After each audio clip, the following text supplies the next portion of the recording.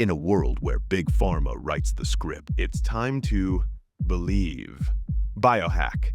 Become. We're here to explore the truth about healing that exists outside the broken medical system, to give you the knowledge, the community, and the strategies you need to become the hero of your own health story.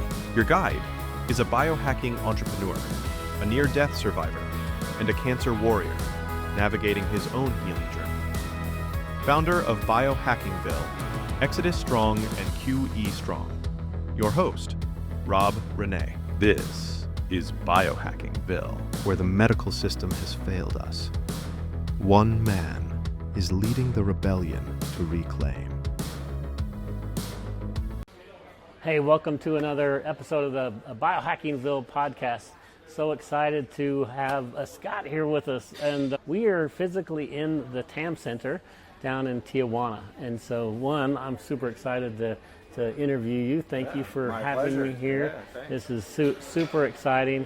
For those of you who've looked at previous episodes, you know that I'm going through some treatments, and the TAM Center is a very big part of my journey.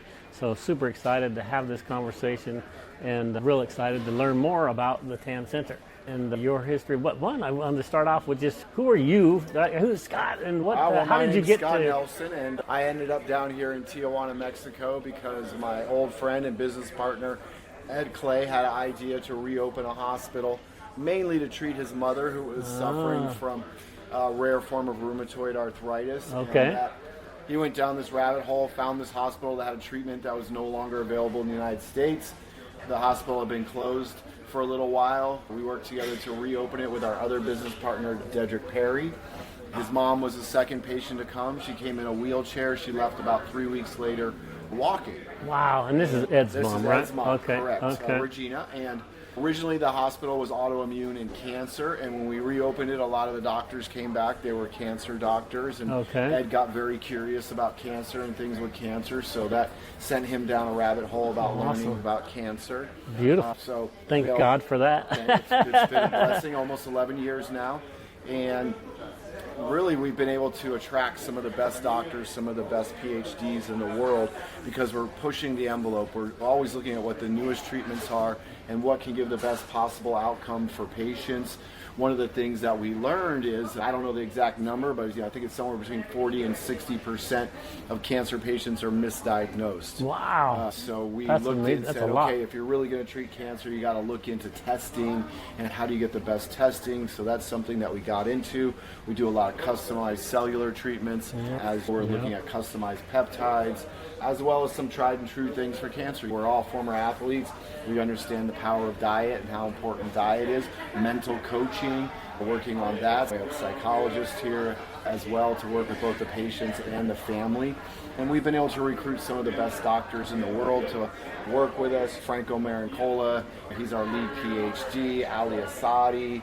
We just have a whole team of about 17, 18 PhDs from all over the world. That's amazing. All come together with How did you attract them to do this, right? Because Ed attracted them because he's got like this genius photographic memory, and he wanted to learn as much as possible. So he started reading all this scientific publications and papers, and then reaching out to those doctors with questions about what they were doing. And they're like, nobody reads this stuff. Who are you? You're not even a doctor. Why are you interested in this? He started telling him his mission and his passion, his vision for cancer treatment and autoimmune and stem cells, and started inviting people to come down and visit the hospital and looking at what we're doing. Right. And they got excited about it and offered to join our team. And then as we got certain PhDs, they started recruiting other PhDs that they knew from their networks, their friendships.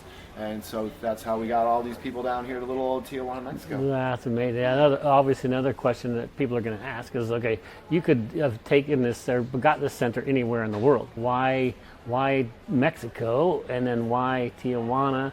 And then one of the $1 million questions for people in the States is, why not in the United States? Sure. All great questions. Why Tijuana, Mexico was because the original treatment that Ed wanted for his mother was not available in the United States. Okay. We found this hospital, and it had done decades worth of this treatment before closing. So that's how we ended up here. Things are much more complicated. Luckily here in Mexico, we're blessed that they're much more liberal with the laws and around what they'll approve and what they'll let us do and get licensing. In the United States, the idea that 3 guys with a non-medical background could get a hospital license, a cellular license, right. a genomics license.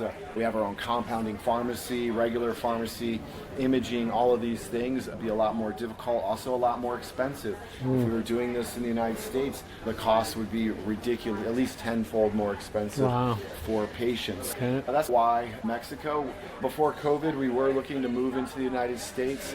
The right to try law had passed, which would have allowed us to bring a lot of what we were doing compassionately into the United States. However, in the middle of our fundraise, this little COVID thing happened. Yeah. And so we had to give all the money back to the people that wanted to invest and wanted to work with us because nobody knew what was going on. Right. And then after COVID, we had a large cancer population that could not be served back home. Remember COVID? It didn't matter what you had. COVID was more dangerous, so people couldn't. So we reopened the hospital after being forced to close because of COVID, and we kept taking care of the cancer patients. And it just proved to be easier. We spent about a year fundraising. We were doing really well with this, but we had to start all of that over, and we realized that in the same year, we can make so much more progress and help so many more people just continuing to do what we were doing in Tijuana. So stopping treating all these patients that were in our existing population and focusing on trying to move to the United States and start something in the United States. I personally had some abandonment issues. It just didn't, and it's actually been a blessing because, again, what we can do down here is much more cutting edge than what's available in the United States, and it's much, much more affordable for people to do it down here. Gotcha. So that was the awesome question, or awesome answer to the question. One of the things that I talk a lot about is just the medical cartel, right? In the U.S. is really difficult to navigate, and they really control a lot of what happens in the States. So the medical care that I was looking for from a cancer perspective was really difficult because it was like the only way I could get treated there was doctors who would only do the standard of care. In fact, I remember one of the oncologists that I met with, he literally had no idea about my specific melanoma. He didn't know my specific cancer. And then he's like, oh, let me look up how I can treat you. And literally he's looking up the standard of care PDF and what it is that they would treat me with. And he's like, this is the only thing I can do for you is this. And he had no idea about what my situation was, what would cause my cancer, what my specific cancer was, and then how to actually treat it. And so it's just really frustrating that the guy wasn't nearly educated as much as I would want my oncologist to be educated. And so it's just really frustrating from that perspective. So I was doing a lot of research and just found you guys down here, and it's just incredible what they're doing. So I'm super excited about the future of cancer specifically, but then another big part of your business, right, is CPI. How are those two interface, the TAM Center and CPI, because that's really fascinating. Before we talk about CPI, I want to give your doctor back home a little bit of grace because I do think the doctors, they want the best for their patients.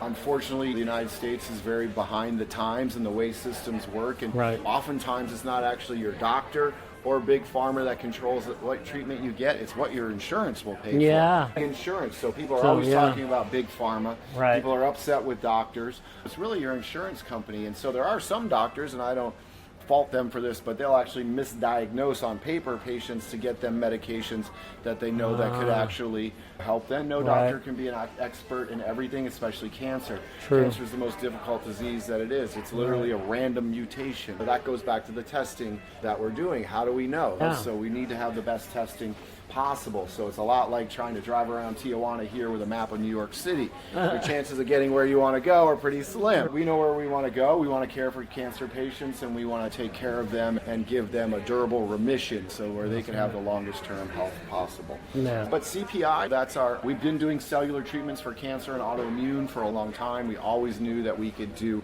regenerative medicine. It just wasn't a passion quite yet for us. The cancer and the autoimmune was what we started out with.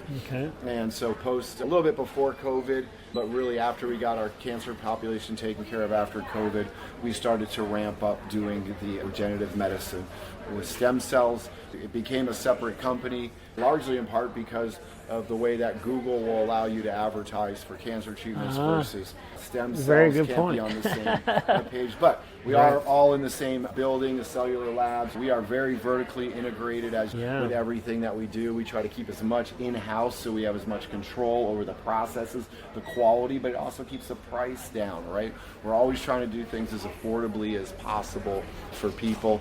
The idea is to give you the best personalized treatment possible, the best care possible at the lowest possible price. Yeah, that's amazing. So now let's talk about, so the CPI is amazing, right? And what you're doing, and this, talking to the patients here, just they're seeing enormous results, which is super exciting about, and all the things that Joe Rogan talking about you guys, and Dana White sending a lot of the UFC fighters down here to get treated. It's just really impressive. So congratulations for doing that. Real exciting. But let's jump back into the cancer thing real quick, just to talk about like my specific case. Like this is something that it's a personalized medicine that you're basically creating for me. Yes. Can you explain that process at all, or just not very well? Okay, that's fine. You don't need to be, but just give me like a high level. Can do a way better job of that. And Dr. Menace has done it's that. Best biopsy of the tumor, looking at the genetics of the tumor, creating a customized vaccine from your blood, from your tumor, specifically for you. The goal is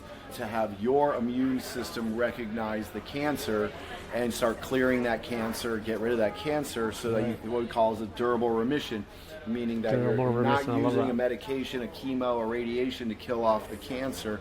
But that way your body remembers that it's bad and will continue to clear it so you can remain cancer-free. That's awesome. Because everybody has cancer, right, in their bodies, in their cells. What happens is when you get a collection of it and it starts gathering and then starts replicating, right? So we need to train our bodies to fight off that replication and gathering of those cancer cells. So, we need to get our immune systems healthy. A lot of that starts with nutrition, like we talk about, right? And that's why it's so awesome. Nutrition, exercise, nutrition, detox is so good. Even just parasite cleansing, getting rid of the parasites. One of the first things I did was getting my mouth work done. Yep. So getting rid of the mercury out of my mouth, getting rid of the root canals in my mouth. Get rid of those dead bones in your mouth. Because there's lots of stuff that I shouldn't have in there that I had no clue that I needed to do all this until this happened to me. So that's what I want to try to help amplify this message that, hey, when you do get this diagnosis, okay, it's a diagnosis that's really scary, but it's okay. There's lots and lots of resources, and I want to be a big feeder. I think that's why God has me on this earth, to bring knowledge to people who are listening to this podcast, and that's why I'm creating this community, BiohackingVille. I'm creating all these resources for people who are, if you get diagnosed with cancer, it's, oh crap, what do I do? And where do I go? And then what are the possibilities? And then how do I get help? And I want to be that feeder. I want to, hey, look at your dental work, right? Look at your nutrition. Look at your detoxing, right? Look at your tumor sequence. That's the number one there thing. You go. There you go. Find out as much information as you can. Your insurance should pay for it. You just have to have your oncologist kind of push it through. There you go. See, and that's just a fantastic message. And that's what's super exciting, because even with mine, I went through a 7-month period where I didn't have the details of my tumor, and I was doing a keto diet for my cancer. I've got melanoma, and I have a BRAF mutation on my melanoma, but I didn't know that. And when I did research on the BRAF mutation, you're not supposed to, one of the feeding mechanism it uses other than glucose is also saturated fat. So here I am doing a keto diet, and I'm having tons of saturated fat. So I'm feeding my cancer for 7 months. I had no clue. I was doing the right thing, right, with the diet, and actually I was doing the wrong thing. So it's just interesting that's so fascinating, because every single cancer is so different, and there's so many of them. And even cancers get put in boxes, right? Melanoma, the mutation that causes one patient's melanoma another doesn't mean it's the exact same. It's almost has to be individual. You got to get a sequence. That's why it's so fascinating what these guys are doing. Get a sequence. Your insurance should pay for it. If it doesn't, come down to us, but you should be able to get it done at home. Yeah, I love it. And then let's talk about the 6th floor, right? How you guys have integrated the testing and all the science that is on the 6th floor. So explain that a little bit.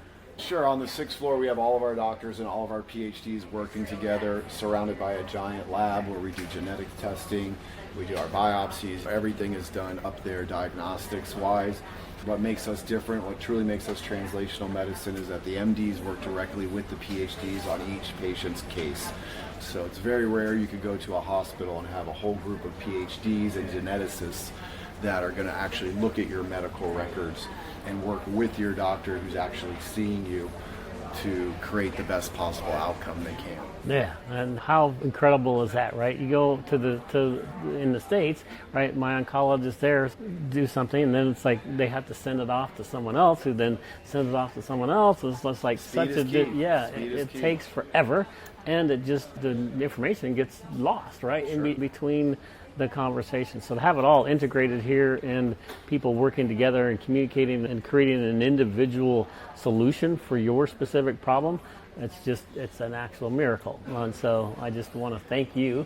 My pleasure, buddy. And so excited about better. what That's you're the doing. most Yeah, important. I'm going to get well, and Yeah. I'm just going to work my ass off to amplify your message. Thank you. Because what Thank you're you. doing is The best beautiful. way you can amplify it is you get better. There you go. Sounds That's all I- perfect. that's I'm going all I need. to be their best showcase. So I'm excited about it, do. and thank you for everything you do. My pleasure, sir. God bless you. Thank you. Thank All you right. so much. With that, we're signing off the BiohackingVille podcast. Thank you. Remember, if you have air in your lungs today, God has a plan for your life. Believe, biohack, become. Don't forget to subscribe so you never miss an episode. Join the community and get the show notes at biohackingville.com. Follow us on all social media platforms at BiohackingVille. Until next time, believe, biohack, become.